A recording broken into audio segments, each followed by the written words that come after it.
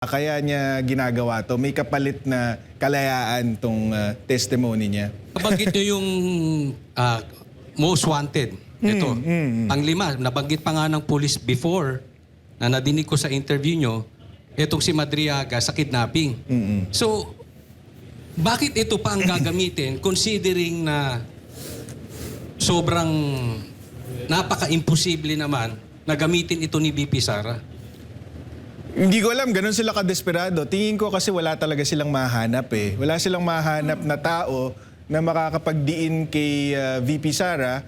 So, kumuha na lang sila ng willing to do it, 'di ba? Yung gustong gumawa, may rason para gawin. Ang nakikita nating rason dito, malinaw naman, meron kaming presenta na text message mula kay Ramil Madriaga papunta kay Lieutenant Colonel Dennis Nolasco na inaanyayahan niya na kumbaga bumaliktad itong si Nolasco at kesyo sabihin niya na lang daw na yung confidential funds binigay ni Nolasco kay Madriaga, siya na daw ang magpapaliwanag para daw hindi makulong si Nolasco kasi siya daw magiging state witness daw siya.